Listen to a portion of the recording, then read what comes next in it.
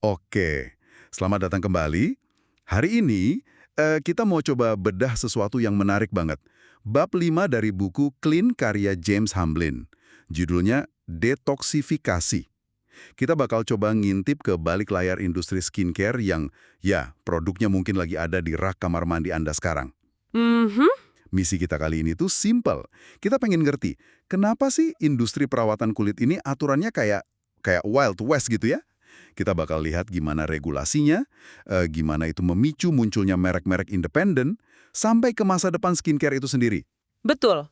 Dan yang penting, tujuan kita di sini bukan buat ngasih tahu Anda harus beli produk apa gitu ya. Bukan, bukan. Tapi lebih ke membekali Anda dengan cara pandang baru, supaya keputusannya nanti lebih cerdas saja.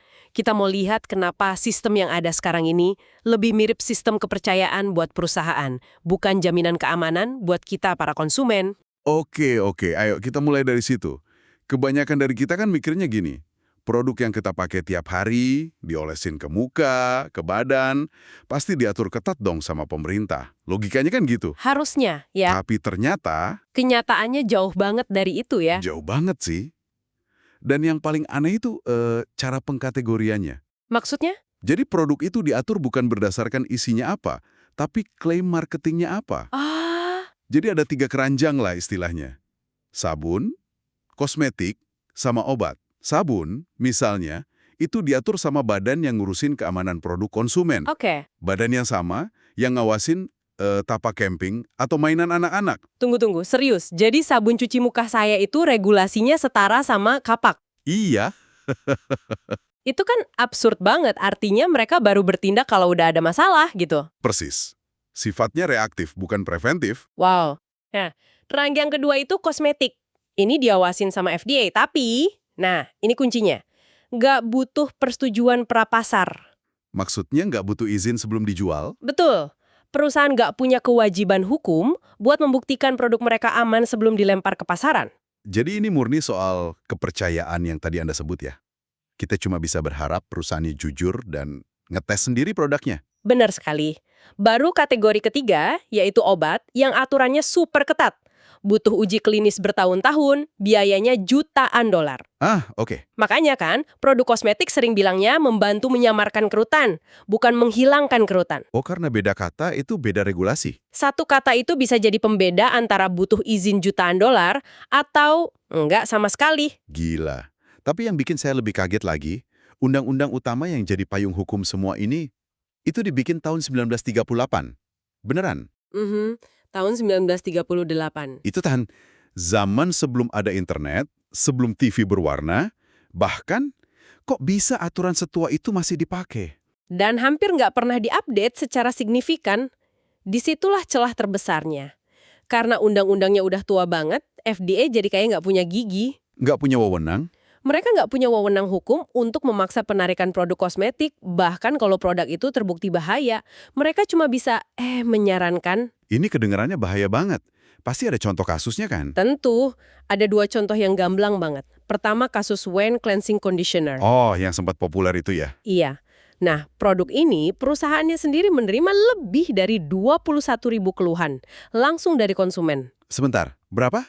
21.000? 21.000 keluhan. Soal apa itu? Soal rambut rontok parah. Hmm.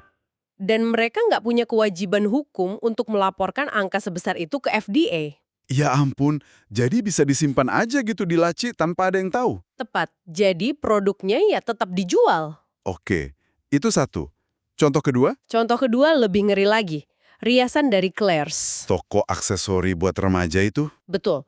Tahun 2017 dan 2019, makeup mereka ditemukan positif mengandung asbes. Asbes, serat penyebab kanker itu.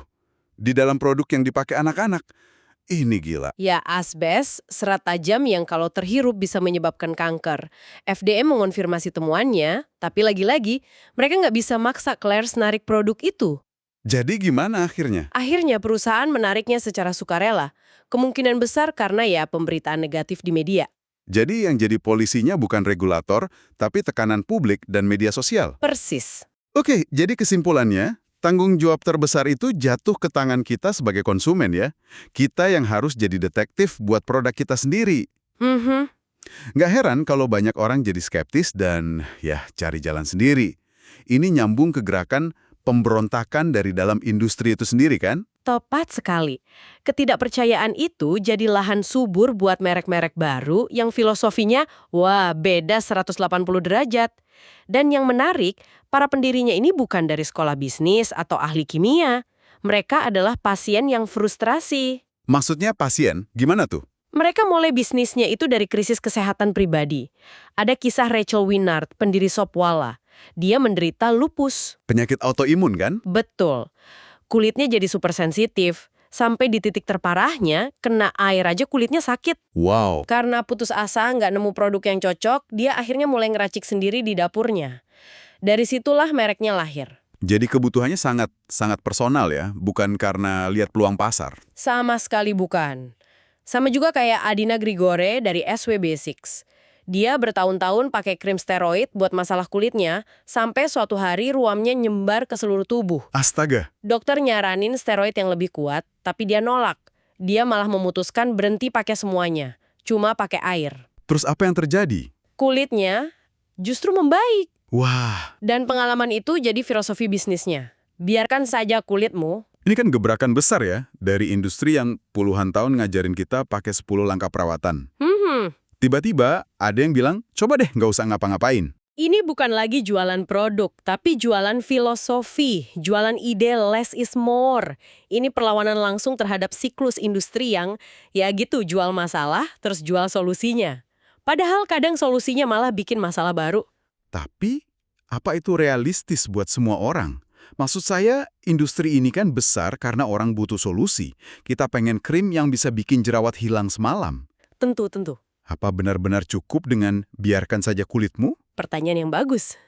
Dan ya, gagasan minimalis ini nggak diterima semua orang. Ada artikel provokatif tahun 2018 judulnya Penipuan Perawatan Kulit. Penulisnya bilang kalau sebagian besar industri ini cuma jualan angin, klaimnya berlebihan. Reaksinya keras banget. Orang-orang marah. Kenapa bisa semarah itu? Kenapa orang-orang begitu protektif sama rutinitas skincare mereka? Ternyata isunya lebih dalam dari itu. Argumennya adalah kemarahan itu muncul karena ya buat banyak orang skincare itu udah bukan soal kecantikan lagi. Terus soal apa? Soal kesehatan, soal harapan. Apalagi ketika mereka merasa dikecewakan sama sistem medis konvensional. Dikecewakan sama dokter maksudnya? Betul. Ada cerita yang kuat banget dari Maya Dusenberry. Selama bertahun-tahun, dia minum antibiotik oral untuk jerawatnya. Oh, itu kan umum banget diresepin. Sangat umum. Tapi seiring waktu, dia curiga penggunaan antibiotik jangka panjang itu memicu masalah lain yang jauh lebih serius. Masalah apa? Radang sendi reumatoid, penyakit autoimun. Ya Tuhan, obat buat masalah kulit malah berpotensi memicu penyakit autoimun. Itu mimpi buruk. Putus asa, dia melakukan hal yang sama kayak Adina Grigore. Berhenti pakai semuanya. Dia berhenti pakai semua produk. Cuma bersihin muka pakai kain microfiber dan air. Dan hasilnya? Awalnya kulitnya makin parah tentu, tapi setelah beberapa bulan puasa produk, kondisinya justru mulai stabil.